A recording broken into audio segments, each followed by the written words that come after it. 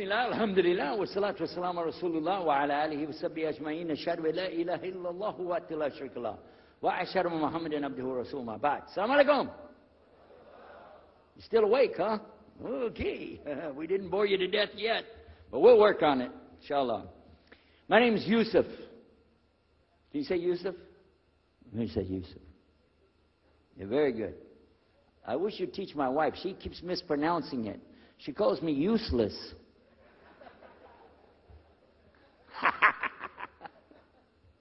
Alhamdulillah.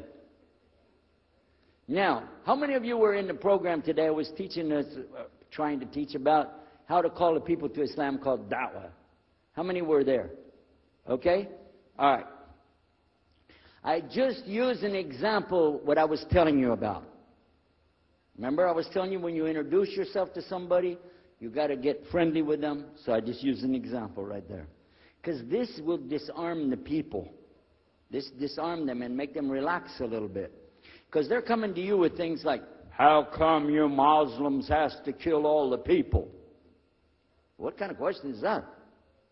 How come you have to beat your wives? Why does your book tell you that you're the only ones going to go to paradise? So these kind of questions, when they come to you, what are you going to do? So the first thing, as we said in the program, and I hope, by the way, if you didn't join us today, join us tomorrow. Are we continuing tomorrow on the Dawah thing or no? Oh, okay.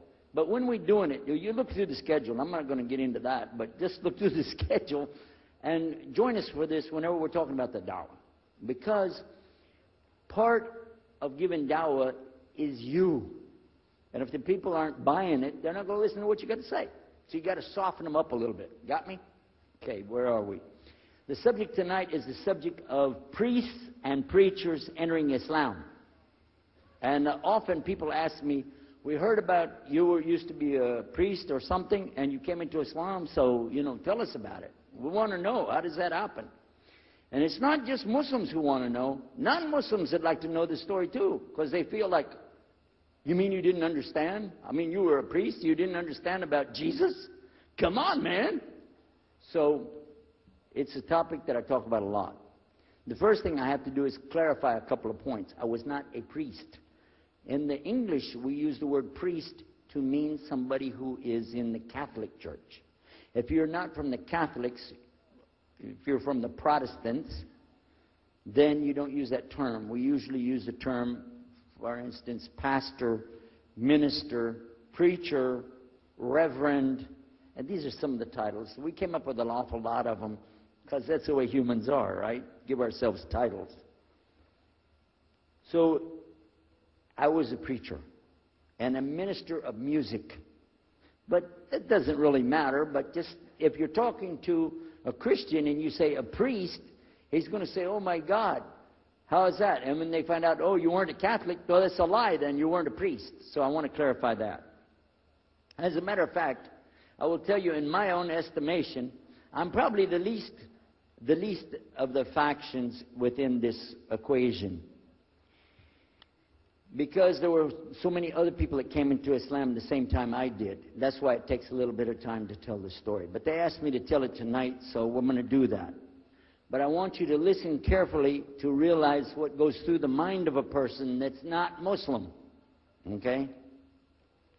And I usually start out by telling people that my father and I were both ministers, and both of us were also businessmen. In the reverse order. We were business first and preacher second. Got me? Because, well, as they say, business is business.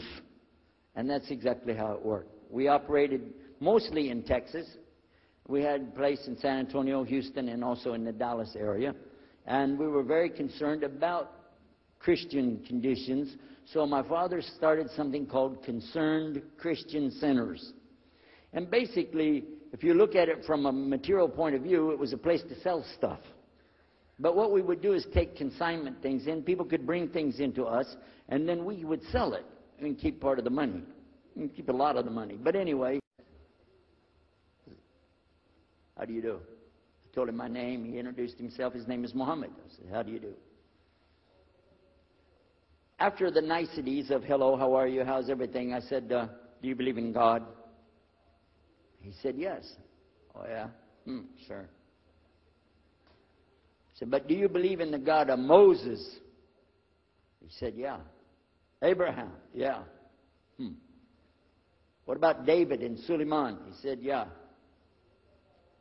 So when I meet this man, I'm impressed that he's believing these things, but I thought maybe he's just saying it.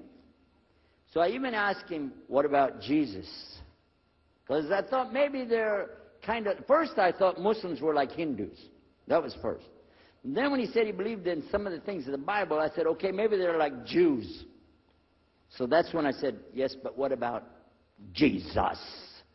Do you believe in Jesus? And he said, yes. I said, okay, wait a minute. This is going to be easy. I can convert this guy. So I agreed that we're going to do business with him. And in fact, I took him immediately out to have tea together. We sit together, drink tea, talk a little while. And I started trying to teach him right away.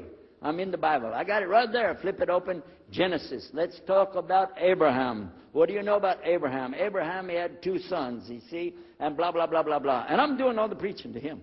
Imagine this. And he sat there. Okay.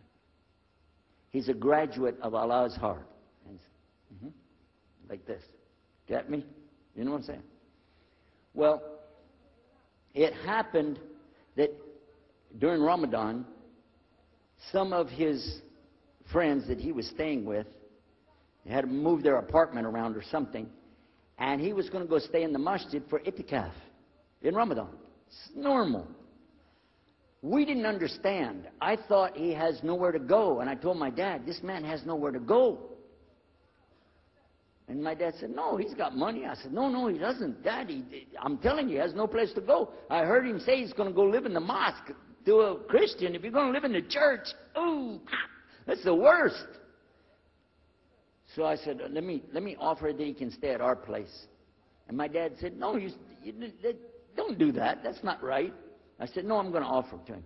I went to him and I said, how would you like to come stay at our place? He said, no, I want to go and stay there. I want to stay in the mosque, and it's something good. I said, oh, man, look at this poor man. Oh, my God. He doesn't know, you know. Poor soul. Please come and stay in our house. And he said, no, I can't. I need to go stay over there. I said, I'm scratching his dignity. So I told him, listen, no. I want you to come and you can pay. You can pay money and stay with us. He said, how much? I said, $15 a week. Which in America is like nothing. $15 is nothing. I said, and then he kind of hesitated. I said, and we'll pay for all the food. Well, you eat $15 worth of food in one day in America. He said, okay, all right. And I told my dad later, I said, see how I did that? Because now he'll stay with us. He knows he's getting a good deal on the food, and I was making it all about money. Well, I didn't know he wanted to come and stay with us. He wanted to learn about how are Americans and how is the dawah going to be. What do we believe? Especially people who are preaching. So he came and stayed in our house. And I said, well, now that's good. I'll travel with him and go with him in places, and he'll see and he'll learn about Christianity. As we were traveling and working together, we put up tables just like this and booths and things and set things out for people to come and look at them and sell things. And I caught him one time. When somebody wanted to take something from the front, he took it from the back and gave it to him. And I looked at him. And the next time somebody started to take something, he took from the back and gave it to him. I said, hey, Muhammad, we take the stuff from the front because that's the old stuff. The new stuff in the back, just hold it back. You know what I'm saying? This is dated material. Get rid of the junk first. He said, no, I can't. In my religion, we can't sell something unless we give the people the best. I said, got me on that one. And I'm supposed to be telling him about a better deal. I said, okay, yeah, whatever. You're never going to make any money, though. But that's all right. Over a period of time, I came to learn a lot of things. Also about being humble. A lot. Because this man was obviously well educated, very articulate, could really talk about a lot of subjects. In fact, I tried to debate with him about many things, but he was so wise and well-educated that he could see what I was doing, and he would take it easy and let me win every debate. I could win any debate with him if he wanted me to. But if he wanted me to lose, I was going to lose. This was how well he could handle it. Now, what happened, one of the preachers that I knew, another preacher, who used to carry a big cross and walk down the street so people would stop and talk to him about religion, he had a heart attack, and he went to the hospital. So I went to the hospital to visit him, and when I was visiting him, I met another man in the hospital who was in a wheelchair. This gentleman had a problem. He didn't want to talk to anybody. And I told him, let me witness to you. Let me share the message of Jesus with you. So I took out my Bible, and again, I start telling him about a prophet, Prophet Yunus, alayhi salam. And I'm telling them, look at Jonah. He's in the belly of the whale. He's in the sea. He's down there like this, and who knows how long. And suffering like this, you don't have as big a problem as that. And God saved him, so he could save you too. He said, didn't want to talk to me. I asked him, what's your name? He didn't want to tell me. Where are you from? He said, I'm from Venus. So what's that? Well, we do have, there is a Venus, Texas, by the way. But he said, you know, he's from another planet. So I kept, each time I would go, I would talk to him, witness to him. Finally, one day, he started crying. I was pushing his wheelchair around. I took him down. I rolled him around different places. He started crying one day. He said, I'm going to confess something to you. I need to confess something to you. Now, to a Catholic, confession means you're going to tell the priest all your sins. And then he's going to forgive you. Well, I wasn't Catholic. And I told him, listen, I'm not Catholic and I'm not a priest. I'm a preacher. He said, I know. Better than you do. I am a priest. I said, oh my God. This man is a priest? And he knows the Bible better than I do. He said, I just have had a hard time. I've been here and having heart attacks, and I've been having problems and everything, and trying to figure out a lot of things. He said, I'm sorry I took it out on you. I really am. I apologize. And he started crying. And when he started crying, I felt sorry, you know. I hugged him, and I said, it's okay. One day I went to the hospital, and my friend was gone. So I started visiting with the priest. And that happened one time. I went to visit him at the hospital, and he was gone. And I asked him, where did he go? They said he went home. I said, home? He's a missionary priest from South America. How did he go home? She said, I don't know. He's not here. I'm sure his family. I said, he has no family. I know him personally. He has no family. Where did he go? She said, I don't know. We're not responsible for them. I said, well, let me see where he went. You got it in your file? She said, I can't do that. Those are locked up. Nobody can look in the file. And I got in the lady's face, and I said, listen to me. This man could die in the street right now, and it's going to be your fault. And you're going to get sued because I'm going to sue you for him. She said, okay, his folder's over there, but I'm not going to watch. I went over and I looked for it, got address where he went. Sure enough, he was in a place where they put people that have no place to go, a shelter. So I went to the shelter, and I found him. He was still on crutches. He saw me. He started crying again. He said, please get me out of here. Get me out of here. I said, okay, come live at my house. Now, I told you the story so you can see something. Now, look, I have 2 visitors in my house. One is a Catholic priest. The other is a Muslim. And I'm thinking I can get the Catholic priest and convert him to be a Protestant. At the same time, I'm going to catch the Muslim and bring him over to Christianity. High aspirations. But it didn't work. Some strange things began to happen. We would sit around the table at night to discuss what is the Bible and what's the salvation. My father has a Bible. It's called King James Version of the Bible. Most of you probably heard about it, especially any students of Ahmadiyya or Zakir Naik. You've heard about King James Version of the Bible. But I work out of a different one that I've had since 1953. Now, I'm in the piano and organ business. I said, how many mosques are there in the world? He said, millions and millions and millions of them. And I said, none of them have a piano. He said, no. Any of them have an organ? He said, no. Oh, man, I can get rich. Just introduce some music to these guys, put it in there, bound to be. I said, do the Arabs have any music? He said, oh, Arabs have music. I said, boy, I got it figured out, boy. I can see my next $1 million coming right straight up at me, So then the priest asked again another time. He wanted to go back to the masjid again. He went, this is middle of July, 1991. He went to the masjid with him again. And by the way, this masjid, Sheikh Mohammed Jabali knows it very well, is on Medina Drive in Arlington, Texas. And that's where they were going to, because we were living in Midlothian, just south of Oak Cliff and south of Dallas. So they didn't come back. All night we're waiting. What happened? Very late they came back. And when he came in, I looked. There's Muhammad. I recognized him. Who's the guy with him, though? He's wearing a white jalabiyah, white dress like this. Has a white pillbox cap on his head. And I looked at him and I said, Pete. His name was Father Peter Jacobs, but we're not, Catholics, so I don't have to call him Father. I said, Pete, did you become a Muslim? He said, Ashhadu an la ilaha illallah, Ashhadu Muhammad Rasulullah. I said, oh my God. Now I used to have cameras like these cameras right here, because we had a television show called Estes Music Jamboree.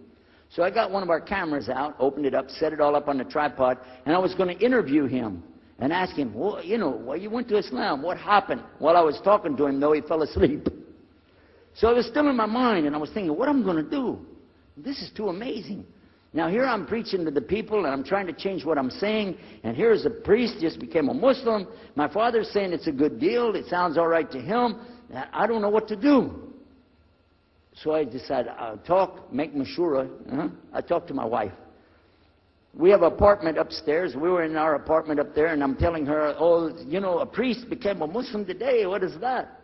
And can you imagine what they were saying about the Quran and saying about this and so and so? All of a sudden, she said, I want to get a divorce.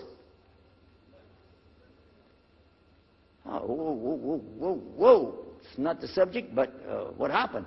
She said, no, all this talking about religion and talking about Islam, and so I can see. I said, oh, no. No problem here. No problem. I said, you thought no, I was just observing somebody else. No, I'm not interested. Trust me. I don't want to be with those Muslims. The last thing I want to do is be with a Muslim. No way. Just put your mind at ease. She said, I need a divorce. I said, where are we going with this again? What's the problem with that? What happened? She said, a Muslim can't be married to a Christian. I said, what? No, wait a minute. Hold on. I don't look at me. I'm telling you, I swear, I don't want to be a Muslim. Okay? Okay? And even if I did, don't you remember what he said? A Muslim man could be married to a Christian woman. It's not a problem. But I'm not saying I won't do. I'm just saying it's not a problem. She said, that is the problem. A Muslim woman can't be married to a Christian man. I want to be a Muslim, so I need a divorce.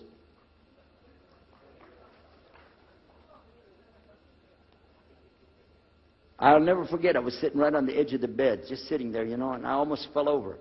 I said, at last, I can tell the truth. I can say it. I didn't realize that she liked the idea. I was afraid. I said, okay, the good news is, I too want to be a Muslim.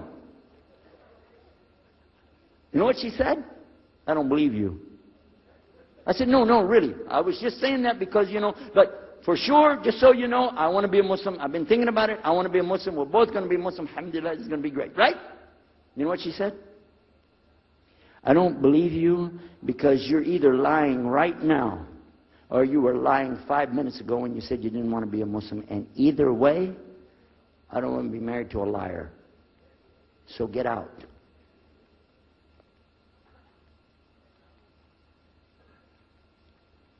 So I started leaving. I'm walking down the stairs of the apartment. I'm down to my father's part. I said, wait a minute. Where am I going to go? This is my father's house. I just got thrown off of my own property. What happened here? So I went to get to Muhammad and I woke him up. I said, come, you and me, we got to talk. Come with me. And we went outside the house and we walked those country roads in Midlothian, Texas, until the time for the dawn, the sun to come up at dawn. And all that time, I talked to him about what's it like to be a Muslim, how do you have to believe, what do you have to do. Let me hear all of it now, and no more playing a game. I'm not debating, I just want to know. Just tell me. Just tell me what's Islam. I need to know what I need to do. And he told me everything, and I realized this is it. I got to make a decision. This is a big deal, though. And he told me, okay, this is up to you. You have to go make a choice for yourself. I can't help you. I said, oh my God. So when he was praying Fajr, I decided, I've been watching this man praying this direction with his head on the ground. It's so beautiful to see a man humble himself, put his head on the ground to the Rabbil Alameen. I said, oh my God, let me try that. So I sneaked off somewhere where nobody could see me, illallah. And then I found a place, a board there, you know, and I bowed down on the ground, and I put my head down on the ground on that board there. And by the way, I'm pretty good at speaking, especially in prayers. I used to make so long a prayer, they wouldn't let me say the prayer at Thanksgiving because the food would be cold. Okay? So, but I put my head on the ground, and only these words came, no more words, just this. Oh God, guide me. That's it. And I was thinking, well, I got to say more than that. Nothing. Oh God, if you're there, guide me. That's it. After a while, I sat up and I looked around. There wasn't any fancy rainbow. It wasn't birds flying around. There was no big signs from above. There was no music, angels, harps, nothing like this. It was just a cloudy day in Texas. But inside, I could realize I had to make some changes. To me, that's what I need to do. There's the problem, it's inside of me. Within a few minutes, it became clear what I needed to do, and I had to develop an idea of how to pull this off. I talked to my wife, I talked to my father, I made a bath, and at 10 o'clock that morning, in Midlothian, Texas, I went in front of this man named Muhammad and this new man named Yahya, who used to be the priest, and I said, Ashhadu an la ilaha illallah wa ashhadu anna Muhammad Rasulullah. Immediately after that, my wife did her shahada. Ashhadu an la ilaha illallah, ashhadu anna Muhammad Rasulullah. A few months later, my father did his shahada. Ashhadu an la ilaha illallah, ashhadu anna Muhammad Rasulullah. Step by step by step, we saw so many people enter into Islam. We wanted to tell the whole world what is Islam. We wanted everybody to know the real Islam. I said, how could this escape our knowledge? How could we not know about this great and wonderful thing called Islam? And it looks like all we got to do is just tell the people. I went to the imam of the masjid there and I told him, let's tell the people. Then I found out something else about us as Muslims. And that's why we've got this convention here right now. This is why we have the exhibition. So you're going to use this week to learn how you can become, inshallah, the best Muslim you can be, and how you can show the real Islam to the people that are not Muslim. This is your duty. This is your duty. This is your language. This is your people. Just as it's my duty to give the message to my people and my language. And so the same way, it's your duty to give the message to your people. Allah will not ask you if they made shahada, but He will ask you if you delivered the message. Alhamdulillah, today, I can tell you with no doubt in my mind, we have seen thousands of people give shahada. Several hundred at a time. And I don't do it through debates. But I don't need to debate any Christian. I was a Christian. I am a Muslim. If you want, I can give you both sides. Easy. Okay? I'll play both parts. I'll be the Christian and tell you this, and then I'll be the Muslim and give the answer. And there won't be any argument. And I've done that so many times. And let me share one story with you before I end. I'm going to leave now. Inshallah. I was telling the brothers today that I was asked to give a talk in a church in Hagerstown, Maryland, just outside of Virginia. This was in 1999. And I went there and I gave a talk in the church on Sunday. Because I know how to address the people. How many years was I a Christian? 50 years? I know what they want to hear. Get them ready, and they said, oh, wow, this is normal preaching. But then when I came to the part, La ilaha illallah, I stayed on La ilaha illallah until they said, yes, that makes sense, it makes sense. There was one old lady that she was saying yes. Afterwards she said, yes, but I just don't want to do it the way you're telling me. Okay? But guess what else happened? 2 people did shahada right there. Hello? In the church. In front of their preacher. They said, yes, we agree. We like this. We want to know more. And we say there's only one God to worship. Shahadu la ilaha illallah. In front of the preacher. And one of them was his daughter. I took them to the masjid, and they did shahada in the masjid that afternoon, a Sunday afternoon. And later, the boy, he married the girl. They're Muslims living there now. Now, let me ask you a question. If I would debate and argue with this preacher and made him look stupid, would he ever bring me back again? No. I'm going to ask you a question. If you were at a place and you saw somebody change their religion to another religion in the temple of that religion, and the father was the priest there, what would you think? Is that man ever going to call me again? Do you think he'd call me again? 3 months later, he called me again. Come back again. We really enjoyed it so much. I said, how's your daughter doing? I want to remind him, see what he's going to say. He said, well, she's doing fine. She likes Islam. It's very nice and lovely. She treats us so good. You know, we're amazed at her personality. We love you guys. Could you please come back again? And I did, alhamdulillah. So I'm just showing you that it's not guidance from me, not guidance from you. It's guidance from Allah. Allah guides whom He wills. Whom He wills. So we ask Allah to guide me, all of us, and all the people. And whoever He guides, they'll be fine. But whoever Allah doesn't guide, they got a problem. Serious problem.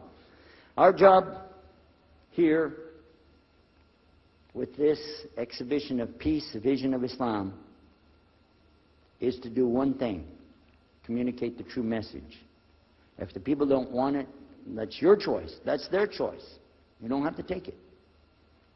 But it's our responsibility in putting this on, all the scholars that are here, it's their responsibility to tell us what's the truth in Islam and let us see for ourselves.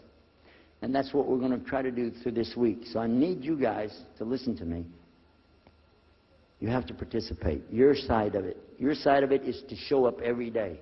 And your side of it is to bring other people. I want you to look at all that blue plastic. Look at the blue plastic back there. You see that blue plastic? The next time we come up here, I don't want to see blue plastic. And that means I don't want you to steal the chairs tonight, okay? I want you to go get some people and fill up those chairs so they can hear this message before it's too late. Because if that man from Cairo, Egypt, had not taken the time to spend 3 months of working slowly, carefully, nurturing myself, my wife, my father, my daughters. They also became Muslim, by the way. I forgot to mention that part. And a priest. Look at what Allah gave him. And from all the people that we gave Shahada, this man in Egypt is taking the reward for that, even now. Even now. I'm not saying you'll give a Yusuf Estes the Shahada, but I'm saying Allah will give you the reward according to what you're trying to do. Please don't leave this place tonight and forget what you heard here. Please carry this with you.